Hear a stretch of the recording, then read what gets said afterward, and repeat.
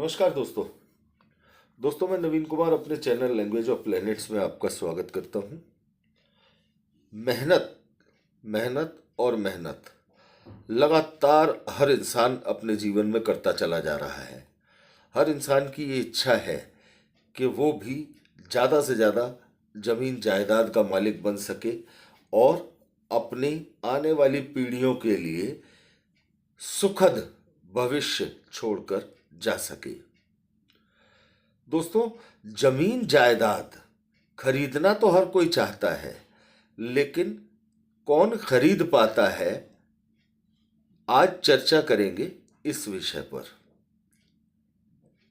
यह जरूरी नहीं होता कि आपके पास करोड़ों रुपया है तो आप तुरंत जमीन जायदाद खरीद लेंगे। बहुत से ऐसे लोग भी होते हैं जो जमीन जायदाद खरीद तो लेते हैं, लेकिन वो जायदाद उनके पास रहती नहीं, परेशानी आ जाती है, उनको उनके जीवन में सूट नहीं करती जमीन जायदाद। और कुछ लोग ऐसे होते हैं जो बहुत कोशिशें करते हैं, जिन्हें चाहिए जमीन जायदाद, लेकिन वो नहीं ले पाते हैं। और कुछ लोग ऐसे भी होते हैं जिनकी कुंडली में मात्र ग्रह योग, ग्रह स्थिति बन जाने पर अपने आप पैसे का बंदोबस्त भी होने लगता है और सामने वाला व्यक्ति अपनी मनचाही प्रॉपर्टी, जमीन जायदाद भी खरीद लेता है। दोस्तों, कौन सी है वो विशेष ग्रह स्थितियां, कौन से हैं वो विशेष सूत्र जिनके बनने पर इंसान को उसकी मनचाही जमीन जायदाद खरीदने का मौका मिलता है, या ये कहा जाए कि ये ग्रह स्थितियां जातक के जीवन में जमीन जायदाद को लेकर आती हैं। दोस्तों, भूमि भवन के या जमीन जायदाद के ज्योतिषीय योगों की यदि बात की जाए तो किसी भी भाव से संबंधित यदि हम फल को देखते हैं तो भाव को, भावेश को और भाव के कारक को सबसे पहले देखते हैं। हर भाव का एक स्वामी ग्रह कहा गया है, हर भाव का एक कारक ग्रह कहा गया है। तो इन सब स्थितियों पर गौर करने के बाद जो सूत्र निकल के आते हैं, जो बहुत महत्वपूर्ण सूत्र हैं, आज हम उनमें से विशेष सूत्रों की जानकारी आपको देंगे।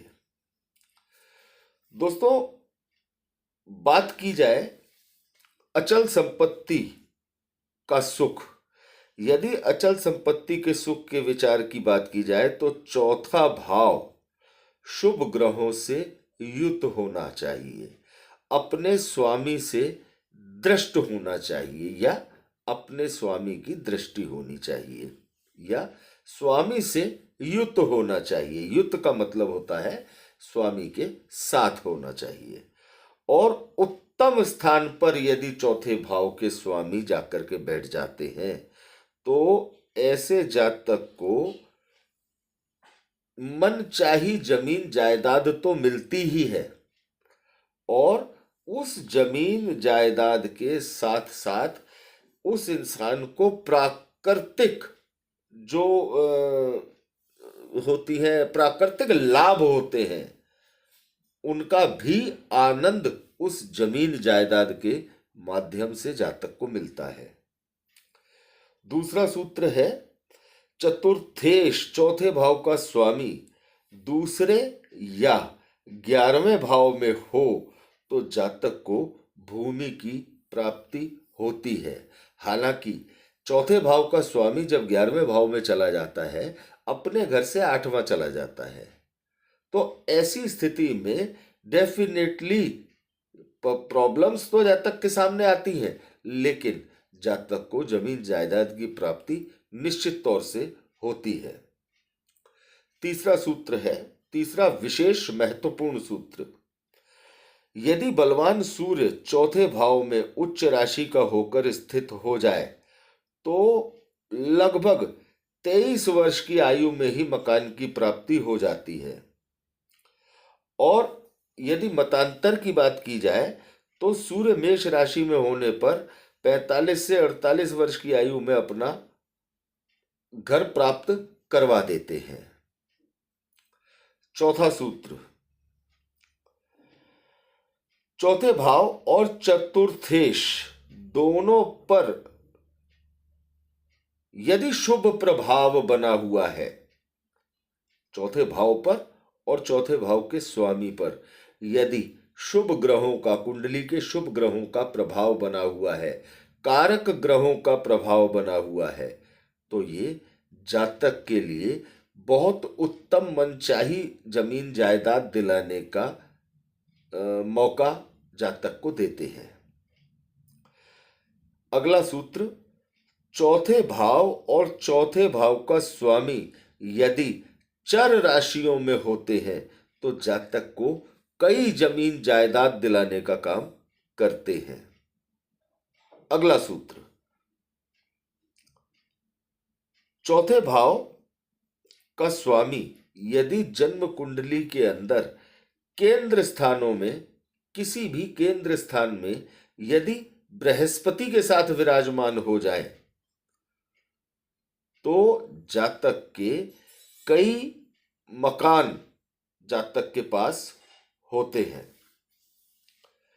अब दोस्तों, चौथे भाव के स्वामी और दशम भाव के स्वामी यदि आपस में राशि परिवर्तन कर लें और मंगल की मजबूत स्थिति कुंडली में हो और मंगल की दृष्टि उन पर पड़ जाए तो जातक के पास कई जमीन जायदाद होती हैं, जातक कई जमीन जायदादों का मालिक बनता है। अगला सूत्र, जन्म कुंडली में चौथे भाव एवं मंगल उच्च ग्रह, उच्च राशि में हो, स्वग्रही हो, मूल त्रिकोण राशि में हो या शुभ स्थान में हो तो ऐसे लोगों को बहुत अच्छी कैटेगरी की जमीन जायदाद की प्राप्ति होती है। अगला सूत्र, लग्नेश दूसरे भाव में और दूसरे भाव का स्वामी एकादश भाव में और एकादश भाव का स्वामी अगर लग्न में बैठा हो तो जातक को कई प्रॉपर्टीज खरीदने के साथ साथ ऐसे जातक को अपनी विरासत की संपत्तियां भी काफी अच्छी मात्रा में मिलती हैं। दोस्तों, अगला सूत्र, चौथे भाव का स्वामी एकादश स्थान में, लाभ स्थान में हो और एकादश स्थान का स्वामी चौथे भाव में हो या चौथे भाव और नवम भाव के स्वामी का राशि परिवर्तन हो और दूसरे भाव का स्वामी यदि इनमें से किसी भी भाव के स्वामी के साथ हो, अर्थात चौथे भाव के स्वामी के साथ हो, नवम भाव के स्वामी के साथ हो या एकादश भाव के स्वामी के साथ हो, तो जातक को आकस्मिक जमीन जायदाद का योग बनाते हैं। तो दोस्तों, ये वो सूत्र हैं जिनके माध्यम से जातक को काफी शानदार प्रॉपर्टीज मिलती देखी जाती हैं और अक्सर कई लोगों की कुंडलियों में इस तरह के योग बने हुए दिखाई देते हैं। ये वो अद्भुत योग हैं जिनका जिक्र लगभग ज्योतिष के प्रत्येक खंड में मिलता है, प्रत्येक पुस्तक में मिलता है। तो दोस्तों, यदि जमीन जायदाद से जुड़ी ये जानकारी, ये सूत्र आपको अच्छे लगे हों तो ज़्यादा से ज़्यादा दोस्तों के साथ इसे शेयर कीजिएगा, लाइक कीजिएगा और चैनल को सब्सक्राइब कीजिएगा। धन्यवाद दोस्तों।